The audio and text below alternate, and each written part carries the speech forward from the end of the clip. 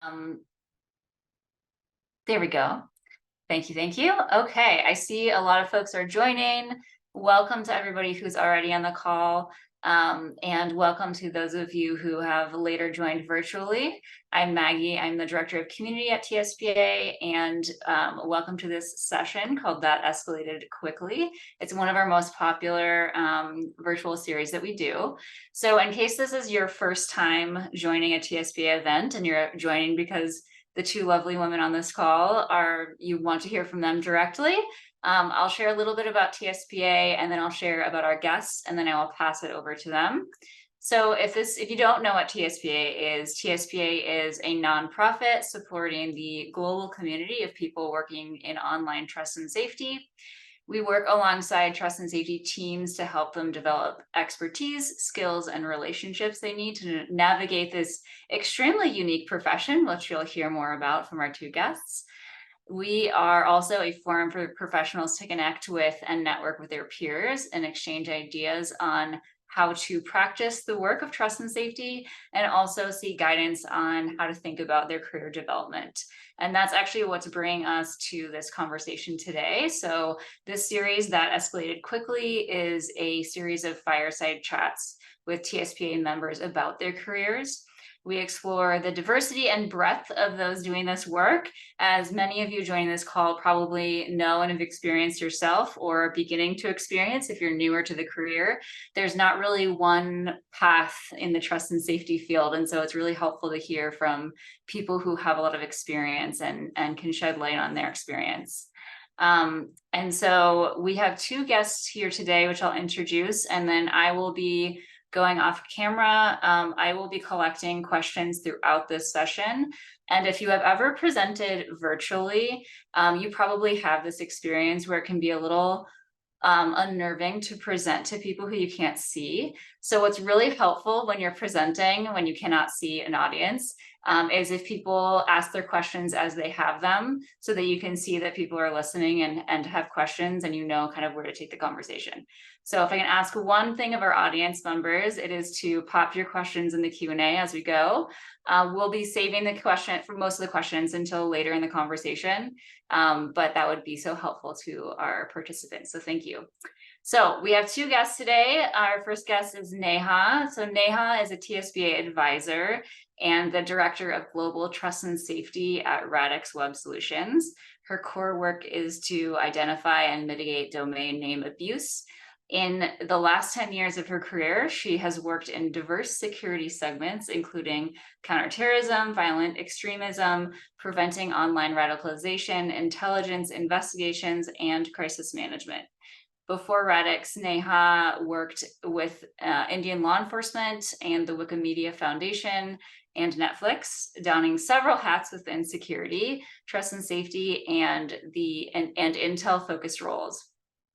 For the last few years, she's worked closely with law enforcement governments and think tanks to bridge gaps between public and private entities working towards establishing peace.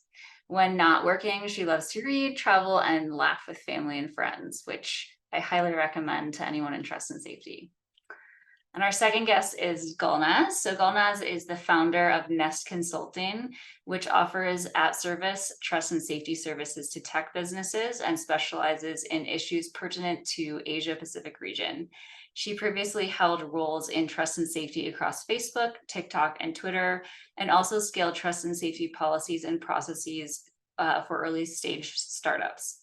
Before her foray into tech, Gullnaz was a senior policy officer for Singapore government for over 6 years, where she specialized in developing and testing policies for education and social development and building relations with key international stakeholders to profile and develop the international position of Singapore's education system. In her spare time, Gullnaz supports various initiatives with Asia Pacific to upskill awareness in online safety issues for small and medium businesses, and initiatives to develop norms and principles for the regulation of the online safety space. I will tell you that what she does in her spare time puts what I do in my spare time to shame. So with that, I will turn it over to the two of you. Thank you so much for being here. Thank you so much, Maggie. And hi, Gullnaz. And let me start by stating that I'm thrilled to have you with me as a guest in this segment of That Escalated Quickly. By the way, I love that name. Whoever came up with that name deserves an award. When I was having this conversation with TSPA about a month ago about hosting this chat, and when Amanda asked me who I would like to have as my guest, yours is the first name that popped up in my head. And this is particularly because the trust and safety community in general is small and close knit, but I think this is truer for the community based in APAC. I'm sure it's similar in other regions, but I can say that for sure in APAC because all the trust and safety folks in this region are somehow linked or connected to one another. So, of course, I knew about you, about your work, your dynamic journey in the space, and your experience with diverse sectors, be it government, corporate, and think tanks.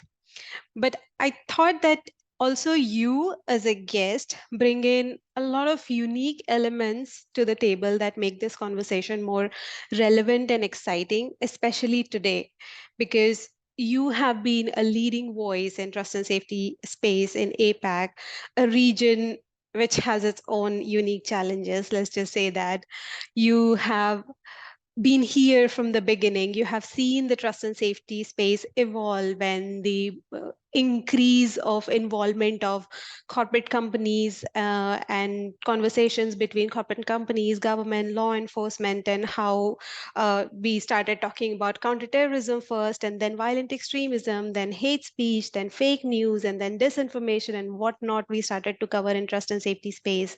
You have seen and been part of the recent tech upheaval, and you have been an advocate of responsible use and growth of AI, especially in trust and safety space. So, undoubtedly, you have a deep understanding of the space and have information that a lot of folks in the industry would like to hear. So, without wasting any more seconds, I would like for us to jump in right away.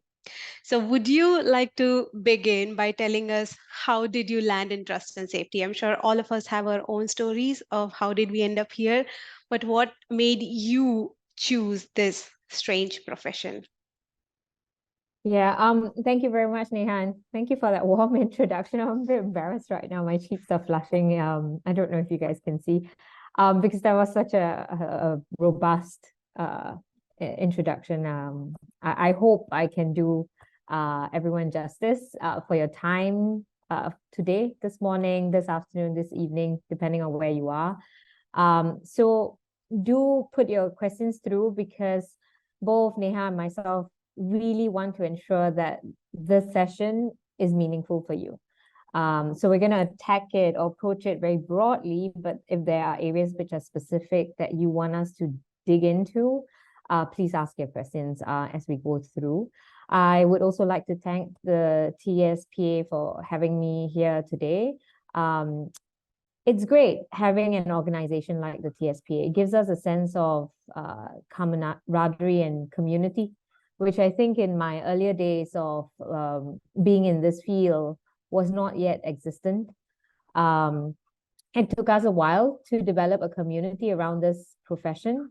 And it's a much needed community because of the types of things that we deal with. If I look back at the years where I did this work and I was knee deep in this kind of work, I only survived because of the people around me and having that support network. And until today, when anyone asks, what is most important in your career, I would always reflect back and say, you always need to make sure when you're dealing with stressful, high priority situations that we do, like we do in TNS, you need a safety net. You need a sounding board. You need to get it out of your chest, otherwise it stays in and it impacts you. So you need a network of people who understand, and what better network who understands what we do than others who do similar things, right? So until today, even though a lot of us have moved on to different paths, different companies, we in one way or another keep in touch because we understand what this field means. So I'm really grateful we have this opportunity, we have this network now, we have this association, and we have platforms like this. And I think in October, there was a whole conference in Singapore that was Asia specific.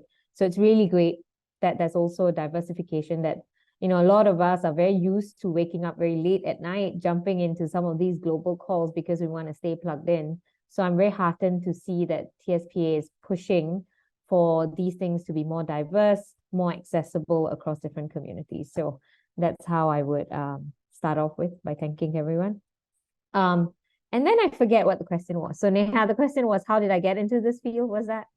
Yes, that's it. Okay. So if I say like I had a clear thought process and this was part of my career progression, I would be bullshitting. I stumbled into trust and safety. I didn't even know what trust and safety was. In fact, when I joined this field, it was not yet called trust and safety, right? When I joined, it was just for a product policy role, right? And this is how it happened. So I used to be in government, as Maggie reflected just now. And after government, you know, my heart was always in security and conflict. That's what I studied, and I went away and did my PhD. So I was researching, you know, the establishment of Jemaah Islamiyah across Southeast Asia. And my primary motivation for doing that, and going back and doing that research, was I thought that a lot of the thought leadership, the conversations around terrorism at that point in time was skewed and not necessarily measured in how it's being approached.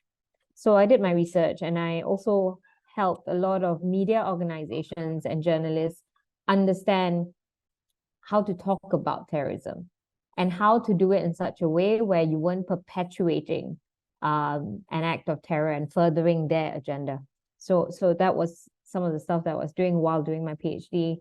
And in the meantime, Meta, then known as Facebook, reached out and said, hey, we have this role where we want to set up the team in, or set up the function in Asia Pacific. So I was like, at that point in time, I was still like, I don't want to work for big tech. They're all profit mongering, and that's not what I'm about. But I also said to myself, well, it's a Facebook interview role. I haven't interviewed for years. Let's go through the process and learn from it, right? I went through the process and I met people like Brian Fishman, who had become my manager. I met people like Erin Saltman, who many of you in the terrorism field would also know. I met people like Sharif, who's still at Meta, who's still doing the good work there. And I was like, hey, this is a bunch of geeky people who are well-intentioned and want to do the right thing, and they're well-informed. And here's a company who is thinking about how to do the right thing. Okay, there seems to be a space for me. So I was keen to join the team, and that's how I stumbled into it. So I stumbled into this role. And I really, in the years intervening, I really felt like I found my space, because it was good measure of deep thinking, trying to solve real problems and driving impact, which is what motivates me. And I think is at the heart of why we all do what we do. A lot of us are very driven by the impact and the impact that we can play, because tech has the potential to scale at such a level that is unprecedented, right? So we saw that with social media, we're seeing that with AI, we're seeing that with various types of technology. So it's very interesting. It's very fast paced, and I loved all of that. And it was interesting to me that, you know, a for-profit organization would have teams like that who were thinking about what's the right thing to do.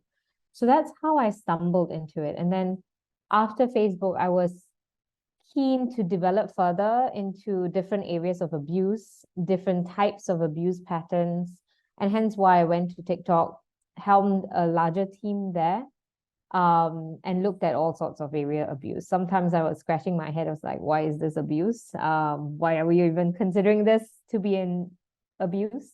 And sometimes I was like, that's absolutely vile. And why would people even behave that way? I'm quite sure all of us have gone through days like this, where we go through a roller coaster ride. It was like, what the hell is wrong with humanity? And then suddenly we see, oh, actually, look at that. That's really nice. And we managed to do this. So that's how I came to be. in trust and safety. And after TikTok, I went into a startup, and that's another interesting story for when we talk about redundancies and how do we deal with that. And there it was interesting because you're building things from scratch. And you had the chance to get product right from the get-go. And so there, a lot of how I thought about what to do and what needed to be done is about being a meaningful, responsible voice when working with engineers and product teams to think about safety from the get-go without impacting the product proposition or the value proposition of the product that was being built, in a way that you kill the user experience, right? So that was I think a good experiment at thinking through what safety by design looked like, or could look like, what processes around safety by design could look like. And I take that away from me as I now engage with, some startups, some regulators, and I say, hey, the most important thing that we all need to think about is how teams in TNS engage with engineers and the people who actually build these things, your product leaders, etc. And how do we need to understand what they're doing? And then how can we be meaningful in saying, this is what needs to be done in order for whatever you're building to be safer or more secure. And that's an art.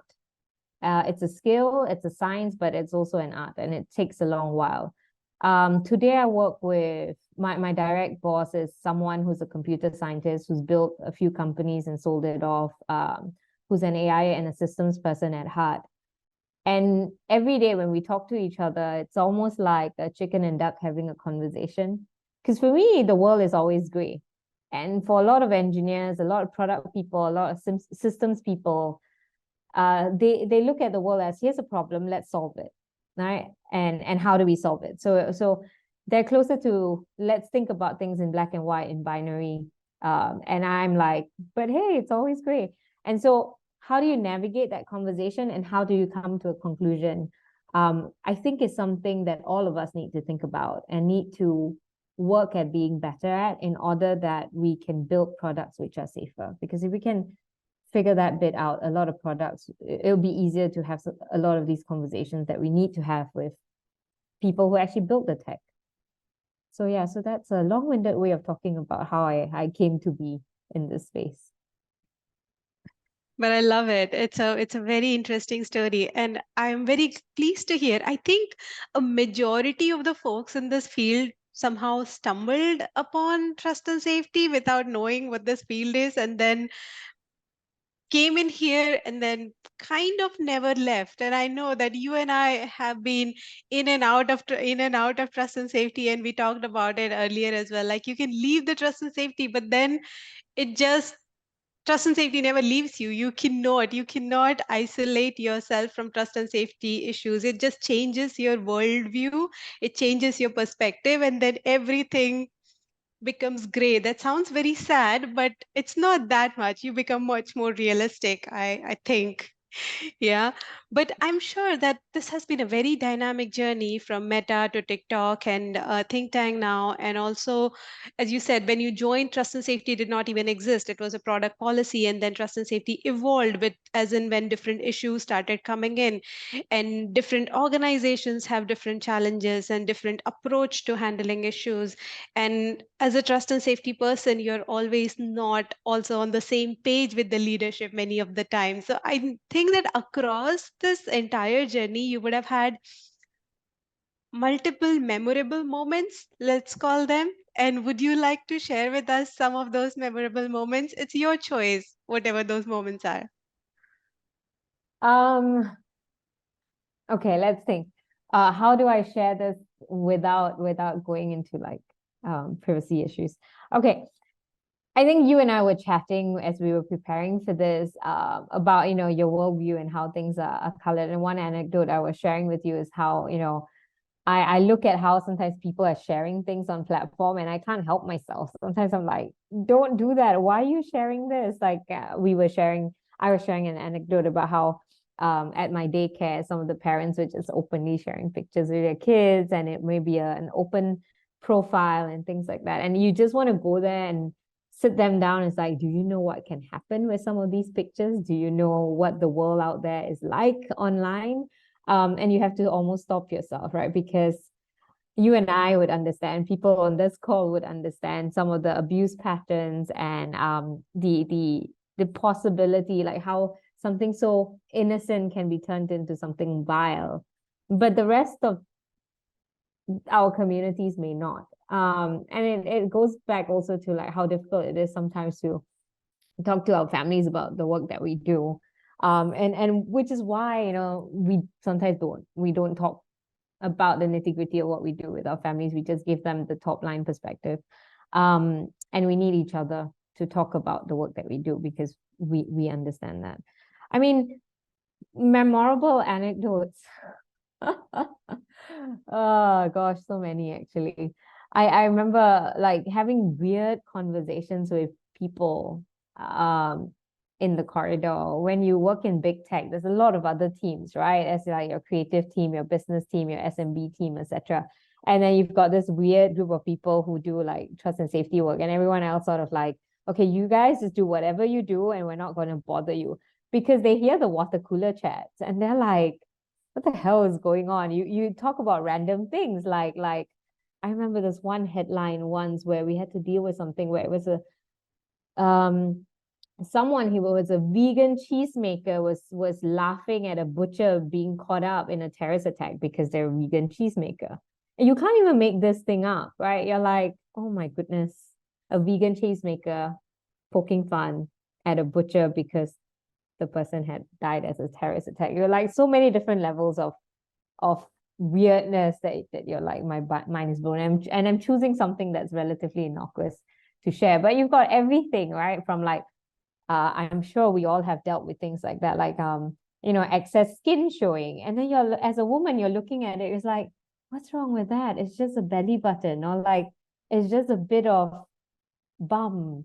Like, what's wrong with that? Or like, you know, someone saying, oh, but in a conservative community, someone walking down the street without, you know, for those of you who are South Asians, without a dupatta is offensive.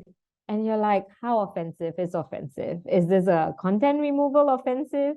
What principle are we? Like some of these things, you have like really nitty-gritty conversations about things that no common human being would normally have, and you're like, why am I having some of this conversation? So it's interesting.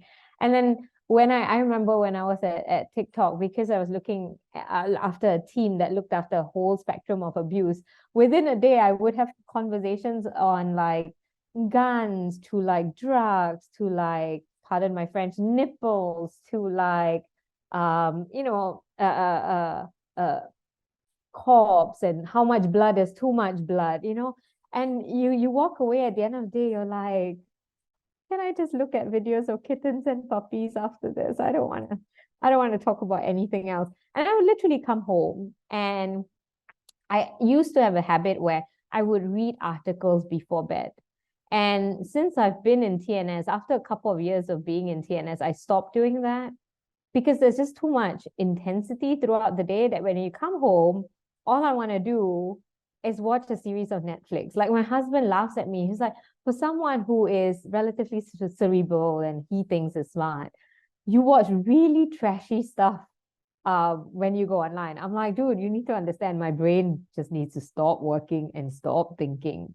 So like I watch stuff and I send him memes because it's really funny and I don't really need to think. So yeah, and I survived all those days because of my fellow comrades in TNS, right? Like be it my colleagues who I mentioned just now who were on the counterterrorism team.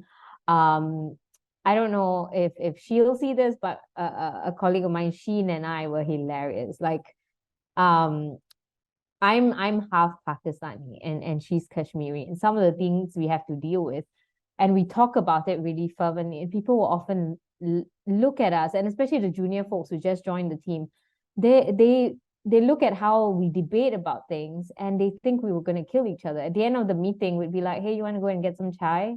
Okay. And then we'll walk off. And everyone will look at us like, you guys were just at odds with one another. And then we're like, well, it's a job and we need to be like that. We need to be different, we need to be divergent, we need to share all our perspectives because we need to be a reflection of society. If all of us are always agreeing with each other and not challenging each other and thinking about, is this the right thing to do, then we're not doing our job right. But we also need to be respectful and mature enough to recognize it's just a job, it's a profession, it's nothing personal. And we need to challenge each other. So the thing about trust and safety that I like, and it's a bit of an oddity of my personality, and I think a lot of us share that oddity, is we really need to challenge ourselves, and we really need to always question ourselves when we make a recommendation. Why are we making this recommendation? Because at the other end of it, we impact the lives of people. We impact people's access, people's livelihood, people's safety. So we really need to think about, what are we indexing on when we say this is the decision that we should take? And the other thing is, for our profession, data only goes so far. There's a lot of nuance that we need to understand that is qualitative. So how do you do that at scale? And how do you be honest to the context? It's a damn challenging job, and there's more often than not a right answer. So yeah, that's a long-winded way of reflecting on what's been memorable. No, that's very interesting. And I think all of us relate to puppy videos and kitten videos at the end of the day. I remember when I was at Netflix and I was handling risk and security, because entire day you would talk only about security. You would only think about what's going wrong in the world and what could potentially go wrong in the world. And you prepare plans and then contingency plans and then another contingency plans. You're so heavily invested that at the end of the day, and also we had to watch a lot of raw cuts of sensitive subjects, so that when that sensitive subjects come out, it does not cause problem in the society. So when I come back home at night, I would watch either puppy videos or very cheesy Korean romantic dramas, which are life suckers because they never end. They keep on going forever and forever. And exactly, I had very similar conversations with my husband. Is like, I am you're very weird when you come back home, because in real life I'm like, I'm not a romantic person at all, and then I'm like so absorbed in Korean romantic drama that I cannot make out of your personality. And that's exactly what I told him, like, you need to understand what we go through during the day, and I do not have the capacity to watch any of the intense stuff. This is how I survive. So totally get that. And Yeah, I know that. I'd be very keen to hear from other people, like what their survival mechanisms or what Netflix series are they on to cope with their jobs. Yeah, that would be amazing. We can have an entire conversation on that, and that would be fun to see on chat as well. But you said that, and we all agree that the jobs that we do have impact on people's life, and data definitely can go so far. And a lot of work that we do is really very heavy lifting work. And despite that heavy lifting work, we have seen this industry turn upside down recently.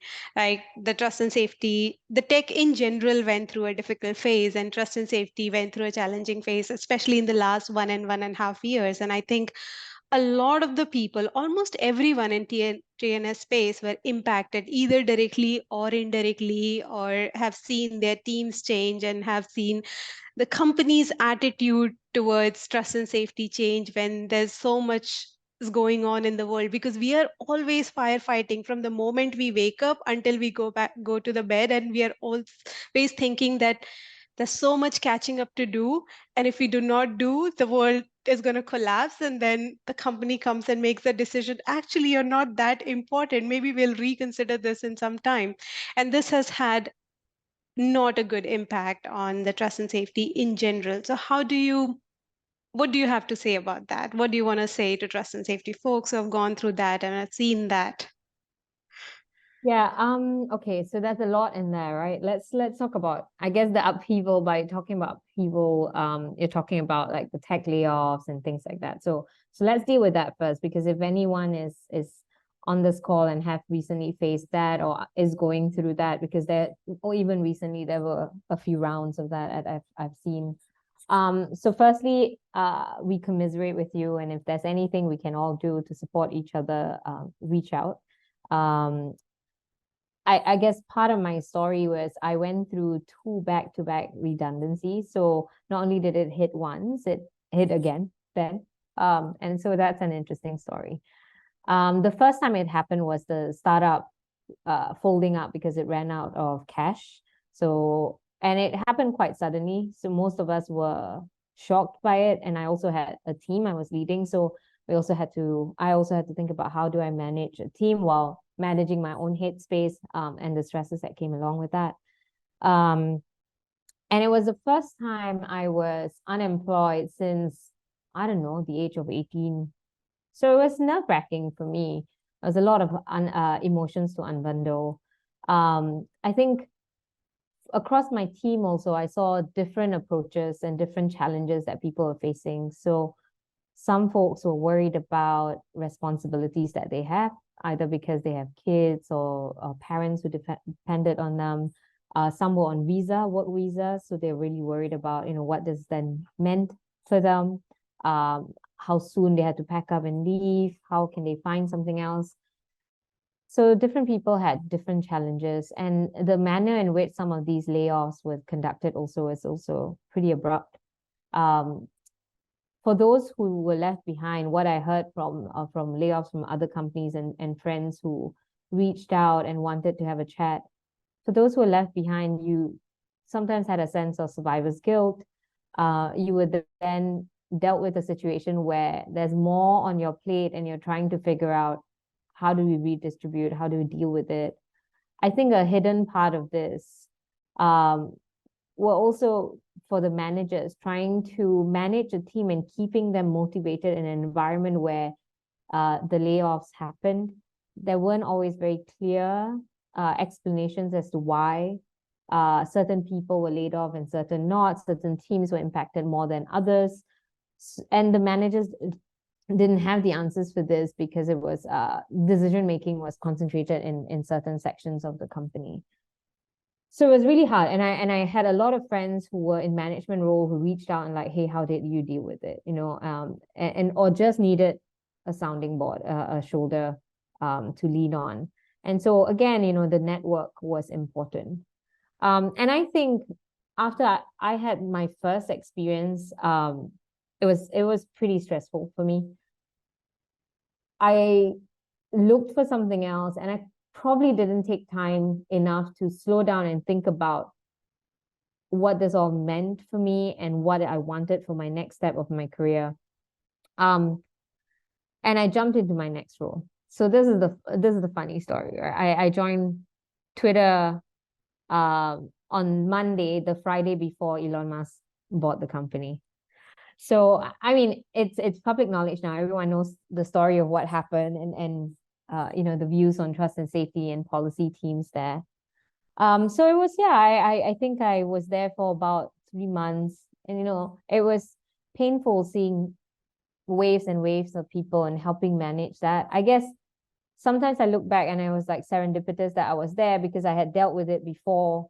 So I was like, guys, you'll be fine. After a while, deal with the emotions, but eventually you'll land on your feet and you'll be fine. It's going to be a process, and each one of us will go through a process that's unique to ourselves. At some point in time, you'll land on your own 2 feet. And then when it happened to me, it was hilarious. I was still responding to messages at like 6 a.m. in the morning when I woke up. And then by 8 a.m., a friend of mine was WhatsApping me, and he was like, hey, I've lost access. I was like, oh, I'm really sorry. Let me check. And then I realized, oh, I've lost access. So I messaged my manager who was based in the US, and she was like, oh, I'm really sorry. Let me check in with HR. And then she was trying to do it. I was like, oh, wait, I've lost access too. And you're like, wee, happy days, done. So yeah, that's how we found out.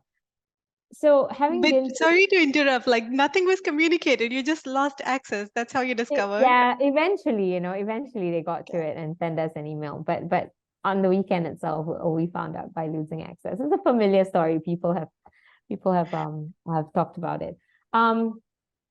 So having gone through 2 redundancies, I then said to myself, slow down and ask yourself, what do you want to do next? which is when I decided, I wanted a bit more time to do deep thinking. I wanted to maybe branch out a bit more, still be in tech, still think about tech and its impact and meaning on communities, societies, etc. But it's not easy. So for those of you who have gone through redundancies, are going through redundancies, acknowledge that it's not easy. There's a lot of emotions to unpack. It's helpful if you had a network that was supportive. So my family and my husband was very supportive. I was still worried. I had friends who I could talk to. It was also very useful.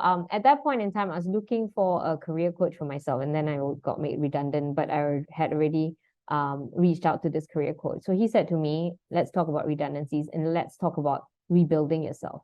So it's useful for me to have that external voice of someone who had, it was almost like having a career counselor, someone who has no vested interest, someone who's not impacted by you being made redundant, who you could just talk to and unpack a lot of things. And I think regaining my confidence, regaining a sense of purpose and what I want next came out of it. So if you need something like that, look for various support systems to help you process this journey.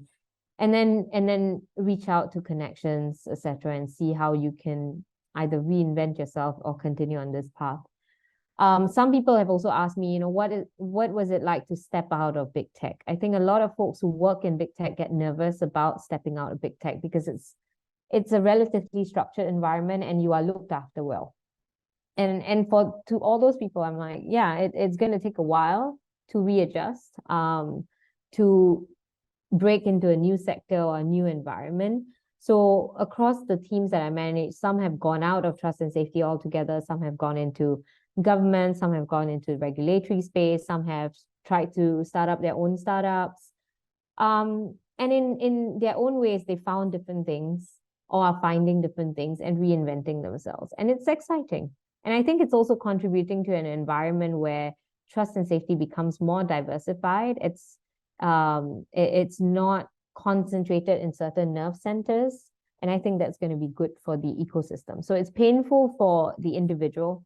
You need to go through a process, find your coping mechanisms, have confidence that eventually you'll land on your feet. And for the ecosystem, I think in the short term, it's bad in a sense that, teams need to readjust, realign, stay motivated.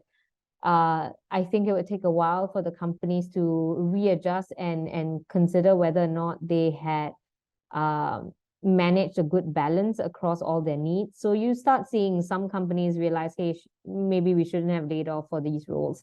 And you see roles reopening again. And I think that's a realignment or a readjustment. So that will take a while. What I'm glad for is the ecosystem is becoming diversified. You see a lot of startups popping up. Some will survive, some may not survive. But they're offering trust and safety solutions, perspectives, technology, etc. That diversifies the options of how trust and safety could be carried out across tech. And I think that's good because then we can test out different models. Also, these startups don't just happen in certain nerve centers that are traditional tech hubs. They're spread out across various regions. So it's not all based in the US or Europe. And that's good also.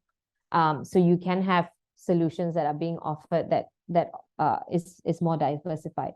What I do worry though is like within the companies itself, I do think that the layoffs happened in a way where teams may not be as diverse as they used to be.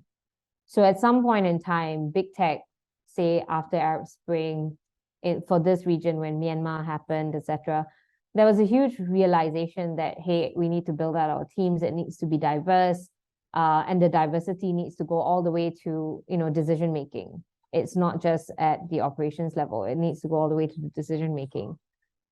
From what I see anecdotally, I don't have numbers and data set. There's not as much diversity anymore in terms of how we're distributed and whether voices are able to influence decision making. when you look at new roles popping up, a lot of them tend to be based still within Europe or US. Understandably, because from a resourcing point of view, the companies are going to resource for where the pressure is most obvious. And a lot of trust and safety regulation is coming out from within Europe.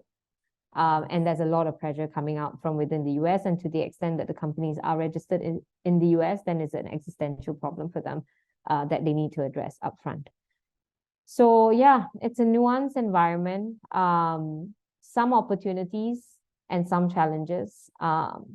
I most worry for the new frontier of technology and making sure that the new frontier of technology is equally diversely staffed, all the way up to decision making.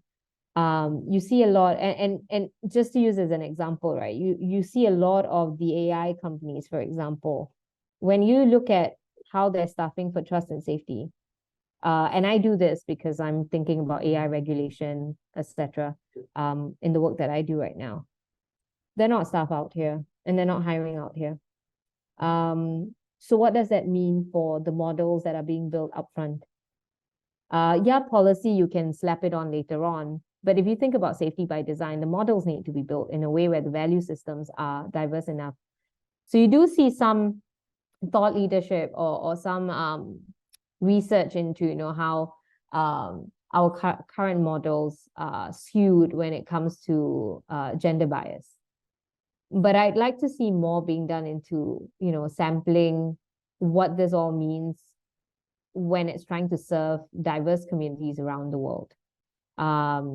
If Asia makes up more than half of the world's population, but the staffing for new technology does not reflect that, I think that's problematic. Now, people will turn around and say, Naz, you're making a pitch for yourself to be hired. No, I'm pretty happy where I am. So I'm not making a pitch for myself to be hired. It is a challenge for me. I consistently across my career, this is something I worry about. And have always voiced quite vocally about that we need to make sure that in various levels of what we do and how we build things, teams, it needs to be as diverse as possible. And this is not just about gender diversity, it's also about ethnic diversity. It's also about, diversity in terms of people who exhibit disabilities being represented, people of different age groups being represented, people of different sexual preferences being reflected, etc. And it goes back to that story, you know, where Sheen and I are like robustly debating and biting each other's head off. You need that in decision making. You need that to challenge your data sets, you challenge your recommendations, challenge how things are being built. Yes, it may slow down the design process of how products are built, but it's necessary for the long run, because any form of regulation is only going to be a belated measure. Things need to be built right from the get-go. Wow, there's a lot to unpack there. We started with redundancies and we are constantly, and now we are talking towards the future. But I really agree. And I think that, and you can correct me if I'm wrong, that this feels like where we were around 2014, 15, when tech had just started coming and started handling all these extremism related issues on the platform in different regions other than US, and content moderation has started taking place, and a lot of people complained that the content moderation or takedown of content, the corporate companies or big tech companies in the region are missing the nuances, are missing the context, and sometimes taking actions on just people reporting and then acting abruptly like machine like models. And then tech companies realized, and then they hired local folks full time and then a lot of contractors to understand the cultural nuances. Because, for example, if we only look at APAC, it's a very, very complex region. Every country is very different from one another. Something that could be offensive in one region, you go 200 miles and it's not offensive at all. It's totally a different thing, right? So to have that understanding, it took a lot for companies to develop that and bring that into their systems, and they got really well. And now in last 1 year, it feels like all of that has suddenly been cut off. And now we are gone to AI models. And now we are still in the process of training the AI models. And you rightly said that our value systems, our cultural system or context needs to be built into that so that AI models can take responsible decisions. So if you're missing that in the building phase, there might be some of the problems when it starts coming out sometimes later. So Yeah, I mean, you brought up content moderation, and I think content moderation is the base layer of, when everything else fails. We need to always think about that in that way. They're the front line of, when everything else has failed. And you rightly point out, right? Like for everything, there's so much nuance. And there's so much fluctuations in terms of context and things like that. So it's not enough to just think about how am I complying with regulation? How do I conduct content moderation? Those layers are important, but there's a whole spectrum of things that needs to happen before then, right? I remember a time, and I was saying this to someone else and they were mind blown, right? I remember a time when I was working in this space where a product intervention like turning off comments on a post did not exist. And to say to someone, hey, you need to build this so that people can defend themselves when trolls are coming at them, right? And this disproportionately impacts women, minority communities, etc. Right? So you saw that a lot. And it took such a long conversation and years for these kind of interventions to be put in place. And it's these kind of product interventions which can help safeguard people at scale that needs to be done. And these things can only be done when it's built into the product itself, when we're having the conversations with our product teams, our engineering teams, our business teams to a certain extent, when it impacts the business that we run. So yes, content moderation is to a certain extent slightly easier to manage, even though it's very nuanced, because more often than not, it's the purview of TNS and sometimes the legal teams and sometimes interacting with public policy teams, so that's that ecosystem. But when it's a product intervention, is the whole company involved because it impacts at many different layers. And that's where you would often see the least amount of diversity at the decision-making level of how, we can impact how products are designed. And something like the example which I brought in, turning off comments. You would not recognize that until you come from communities, societies, or an occupation where you see this happening, right? So a lot of my early policy folks who were pushing for this were people who worked with female journalists on the ground, NGOs supporting minorities on the ground, because they saw it firsthand. When someone posted something, you would have a lot of trolls commenting, and it demoralizes them from voicing out. So in my previous job, sometimes on top of dealing with product and content moderation, we also proactively engage with communities to say, hey, promote positive messages. And they would say to us, I don't want to do so because I then become a target. And it's difficult to go through every comment and report, and then half the time you're getting a reply to say, this is not offensive, this is not violating of our policies or our standards. So you stop doing it after a while, and how do you make sure your product team is aware that something like this needs to be done? It's by having diverse representation on your team to say, hey, when you build something this way, this could happen, right?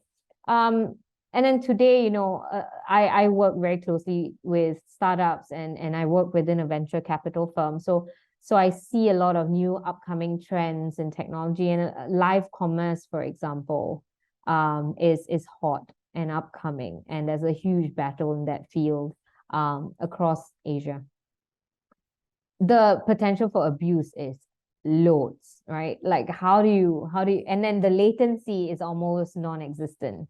Like content moderation of posts, of videos even, seems slightly easier in comparison to like managing anything that's live. So how do you think of content moderation there? That's again going to be a stopgap measure. You need to think about, how do I build in interventions for high abuse categories upfront, right? And what does that mean? what does this mean? You know, for this market, what are potential high abuse patterns? How do I feed that in? How are you going to get this kind of understanding? You get this kind of understanding by having diverse teams that are able to say, I sense that this may be the case, and then they run away and look for whether or not this case is true. So they research into it based on their access, their networks, their connection. Yeah, so I feel we can talk about this for the entire day and we'll not even be close to closure, but I'm very mindful of the time. And I want to make sure that people, if there are people who are new to trust and safety space, they do not walk out thinking, okay, what did I do to my life? Where did I end up? So as my last question, do you have any suggestions for them or recommendations for them or in general for both for starters and both for professionals who have been here and might uh, be in a position where they're starting to feel a sense of fatigue because we have dealt with a lot in the last many years? hmm. Okay, first advice would be don't get to that point.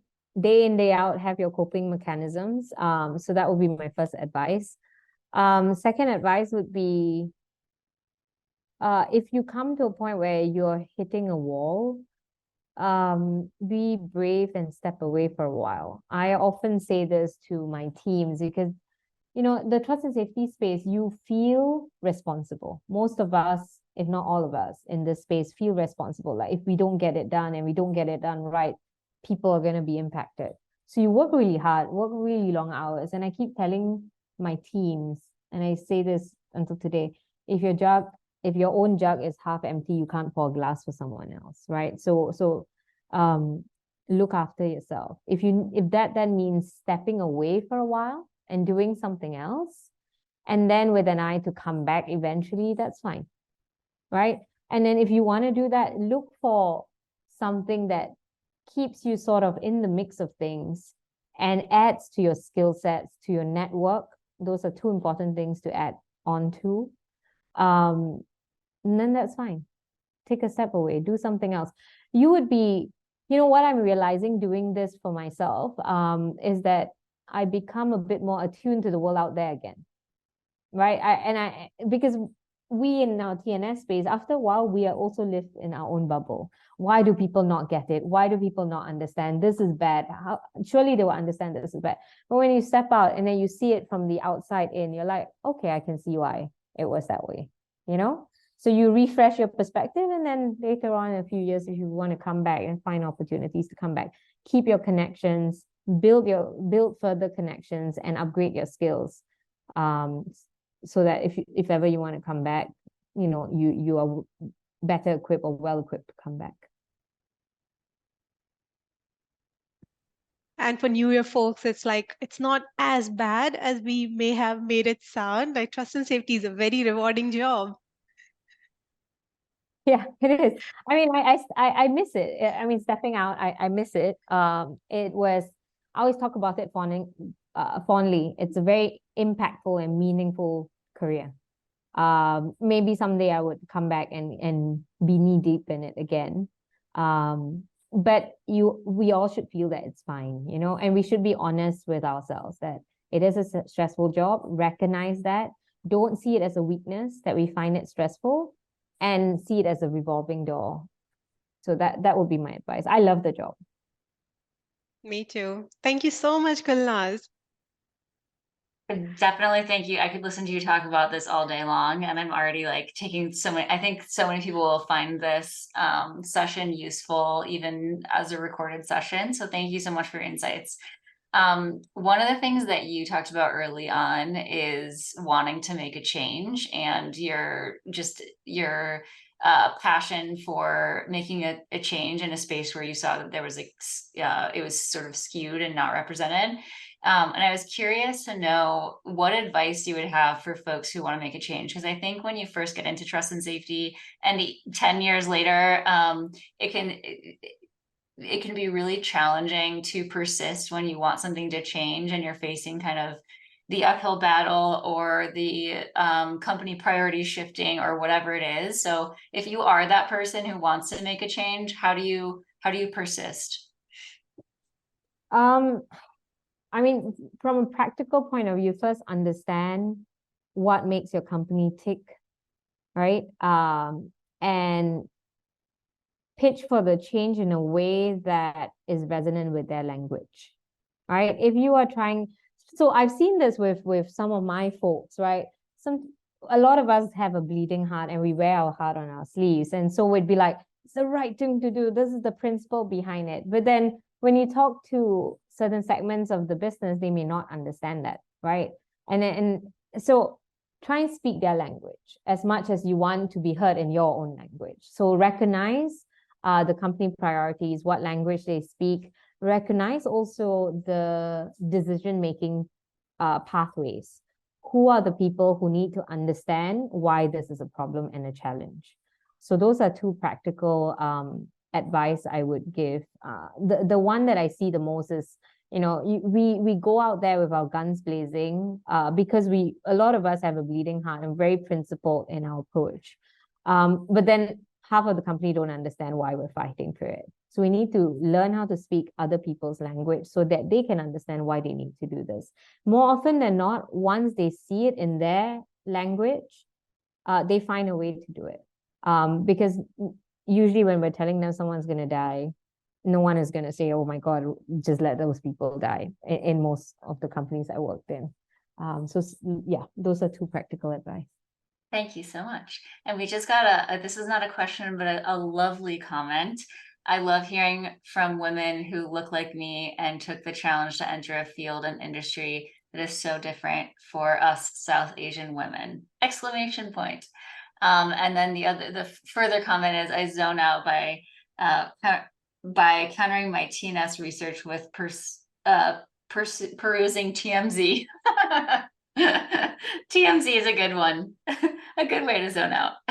What's TMZ? I'm sorry, maybe I'm sure. Oh, it's like gossip. It's like celebrity gossip okay. coverage. Okay, yeah. okay. Yeah. Yes. It's great. I'm gonna check that one out. I think we only have time for one more question, and so I'll keep this one short. You mentioned a couple of times having conflict with, impassioned conflict with coworkers, and then being able to like have coffee with them later. How do you do that? What advice do you have for those of us who aren't as good at having heated debate and then later having coffee? Yeah, don't take your job too seriously. I mean, yeah, we're in TNS and it impacts people's life, but there needs to be a distinction between the personal and the professional. And it's not easy. It is almost like working a muscle and building that muscle up, right? I think Maggie, you and I don't know if you remember this. At Facebook, we had one of our onboarding training was a series on assume good intent. Mm-hmm. Yeah. So initially when we were given that training, I was like, why the hell do we even need this training? And then over time, as I went through my work, I realized why we needed to. First, if we assume that the person comes from a place of good intention, we'd stop and we listen. Second, and this is something that's lacking in our world today, it's okay to be different. It's okay to have differences. And that comes a bit from, I'm a trained historian, like that's what I did at university in my research, etc. And we're always looking at diverse perspectives and trying to understand why a certain historian came to this conclusion versus the other one with the same set of data came to that conclusion. So I think my background, my training also gives me a bit of that. It's okay to be different. Even when presented with the same set of facts, you may come to a different conclusion because of how you reason, right? But ultimately, it comes down to having empathy. So building that connection. I often find that I was most grumpy with my colleagues who were not in the same time zone or in the same office as me because I don't have much of that personal connection. So I literally wake up in the morning and look at my text messages from when it was daytime in the US, and I was like, why are these people not understanding this? So that was my morning every day, grumpy every morning. But then if I stop and think about it, it's like, yeah, fine, fair. I can see how they look at it that way. And the more I had personal connections and personal time, the more I sort of like, okay, I can see where you're coming from. I still disagree with you, but I can see where you're coming from. And over time saying, I still like you as a person. I'll grab a coffee, I'll grab a beer with you, but I still disagree with you. That should be okay. And I think the problem with our world today is that's not okay, right? And that's why you see so much tension everywhere.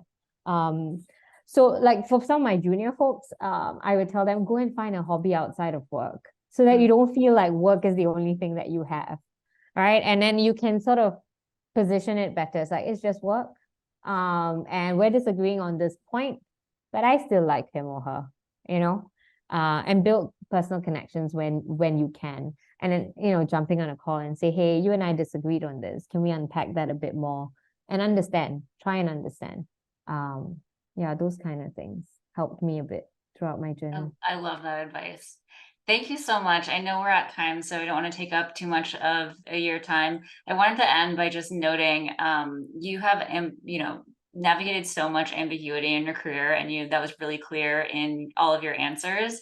And three things that I noticed you called out that I just want people to be left with. One is really reaching out to your network and having, you know, both in a resilience capacity and just building up those connections and making sure that you're talking to other humans who do work like you do.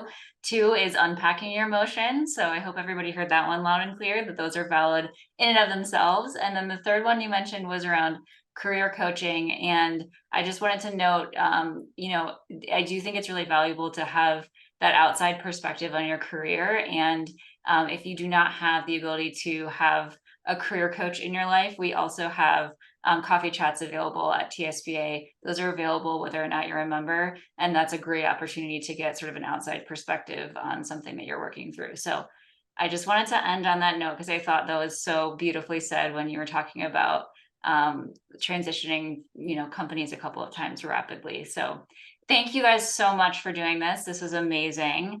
I know that it will prove valuable, you know, to many people to come. So thank you both and have a good evening or morning wherever you are.